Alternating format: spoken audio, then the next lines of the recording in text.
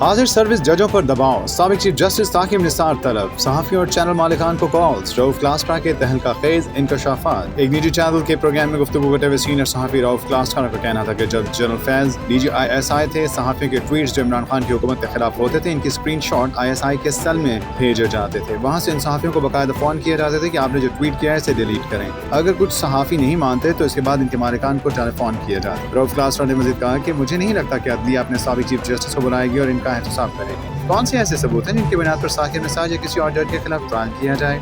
रऊफ क्लास्ट्रा का ये भी कहना था कि नवाज लीग को लगता है कि इसी माहौल का फायदा उठाते हुए दीगर लोगों को लपेट दिया जाए। माजी के जजों के साथ मौजूदा जजेस पर भी दबाव डालने की कोशिश हो सकती है। फैज हमीद का 9 मई से ताल्लुक था तो 1.5 साल का इंतजार क्यों किया गया? काजी फायज ईसा के आखिरी 2 महीने असल गेम क्या?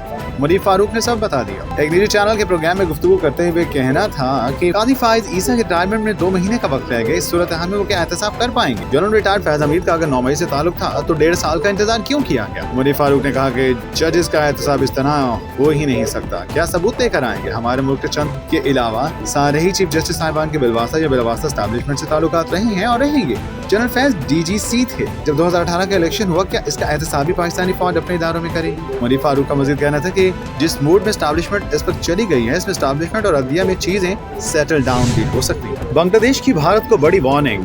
बांग्लादेश नेशनलिस्ट पार्टी ने भारत को बांग्लादेश के मामलात में मुदाखलत न करने की वार्निंग दे दी। बंगाली मीडिया के मुताबिक बांग्लादेश नेशनलिस्ट पार्टी और तलबा तहरीक के रहनुमाओं ने BJP को बांग्लादेश में मुदाखलत न करने की वार्निंग जारी की है। बांग्लादेश नेशनलिस्ट पार्टी के अहदेदारान का कहना था कि भारत बौखलाहट का शिकार है और बांग्लादेश में अमन अमान की सूरत हाल खराब करना चाहता है। BJP बांग्लादेशी सियासत में बड़े पैमाने पर मुदाखलत कर रही है, जिस पर खित्ते में तशवीश की लहर है। बांग्लादेश नेशनलिस्ट पार्टी के अहदेदारान का मजीद कहना था कि मोदी सरकार अपने ओछे कंडों से खित्ते का अमन तबाह करना चाहती है। शेख हसीना वारिद बांग्लादेश में भारत के कठपुतली वज़ीर-ए-आज़म की हैसियत से काम कर रही थी। बांग्लादेश को सियासी बहरान के बाद इस वक्त भारत की तरफ से भी मुदाखलत का सामना है। आखिर कब तक मोदी सरकार इंतहा पसंदी की सियासत को फरोग देती रहेगी? फायर वॉल की तंसीब और इंटरनेट बंदिश के खिलाफ हामिद मीर की दरख्वास्त, अदालत से बड़ी खबर आ गई। इस्लामाबाद हाई कोर्ट ने इंटरनेट की सुस्त रवैये और फायर वॉल की तंसीब के खिलाफ सीनियर सहाफी हामिद मीर की दरख्वास्त पर रजिस्ट्रार ऑफिस के एतराज़ात मुस्तरद करते हुए दरख्वास्त को कल समाअत के लिए मुकर्रर करने की हिदायत की है। रजिस्ट्रार ऑफिस के एतराज़ात पर समाअत चीफ जस्टिस आमिर फारूक ने की। एडवोकेट ईमान मज़ारी ने कहा कि दरख्वास्त पर रजिस्ट्रार ऑफिस ने एतराज आयद कर रखा है। अदालत ने कहा 3 एतराज़ात को जुडिशल साइट पर देखेंगे। चौथा एतराज दरख्वास्त पर नामुनासिब जुबान के इस्तेमाल का है। वकील ईमान मज़ारी ने कहा कि हमने सिर्फ ट्वीट दरख्वास्त के साथ लगाया है, इसमें नामुनासिब जुबान इस्तेमाल नहीं की गई। अदालत से इस्तदा है कि कल ही केस की समाअत के लिए इसे मुकर्रर किया जाए। अदालत ने हामिद मीर के वकील की इस्तदा मंजूर करते हुए कल के समाअत के लिए मुकर्रर करने की हिदायत करते हुए फरीकैन को नोटिस जारी कर दिए। फैज हमीद और साबिक चीफ जस्टिस राब्ते में थे, लेकिन तहकीकात में क्या कुछ सामने आया? अंसार अब्बासी अंदर की खबर ले आए। सीनियर सहाफी अंसार अब्बासी ने अपनी रिपोर्ट में दावा किया है कि ज़ेर हिरासत साबिक DG lieutenant general retired Faiz Hamid और साबिक चीफ जस्टिस पाकिस्तान एक दूसरे के साथ राब्ते में थे। अंसार अब्बासी का कहना था कि हुकाम की तहकीकात में दोनों के दरमियान राब्ते की तस्दीक हुई है। ताहम ये वाज़ेह नहीं किया गया कि राब्ते की नौइयत क्या थी। आया ये महज समाजी राब्ता था या फिर इसके कुछ सियासी या मुजरिमाना पहलू भी थे? कुछ सियासतदानों वज़रा के बयानात के बरअक्स इन ज़राए ने इस बात की तस्दीक भी नहीं की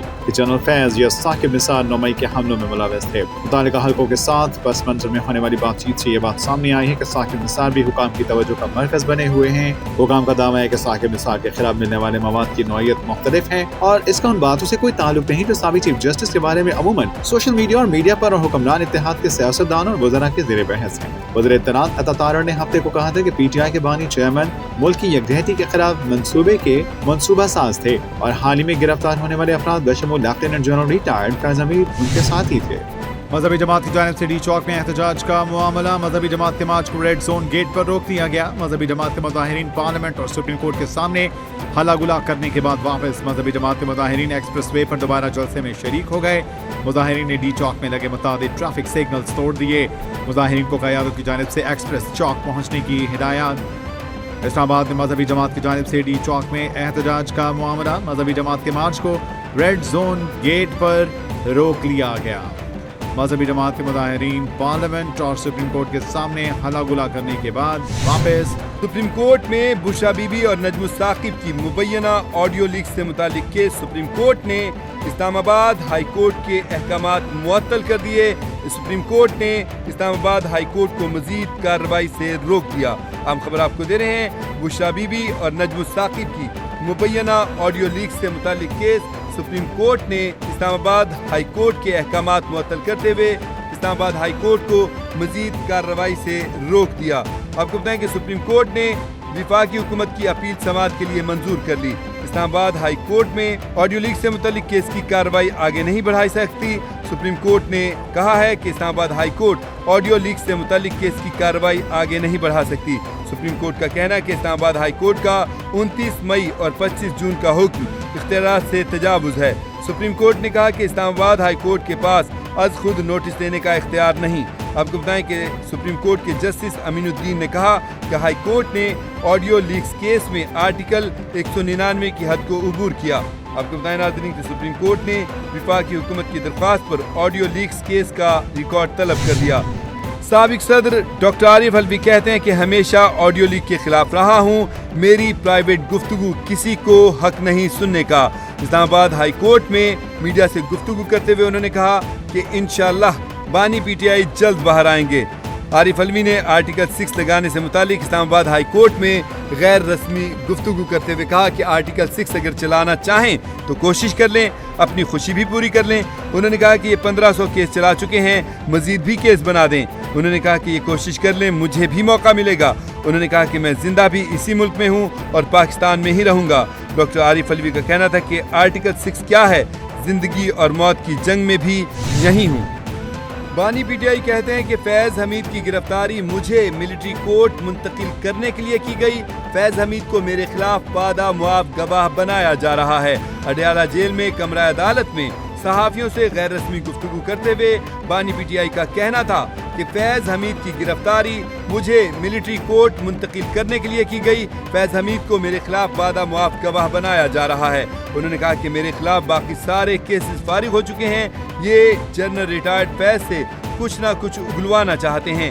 بانی پی ٹی آئی کا کہنا تھا کہ مجھے کوئی فکر نہیں اگر وہ میرے خلاف کوئی گواہی دیتا ہے۔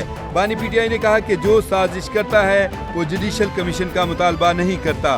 بانی پی ٹی آئی نے کہا کہ رجیم چینج ہمارے خلاف ہوا اور مجھے ہی جیل میں ڈال دیا گیا۔ انہوں نے کہا کہ ان کو شرم نہیں آتی، یہ کہہ رہے ہیں کہ فیض حمید بشرا بی بی کو ہدایات دیتا تھا۔ بانی پی ٹی آئی نے کہا کہ ان کو ڈر ہے کہ موجودہ چیف جسٹس چلا گیا، الیکشن کی چوری کھل جائے گی۔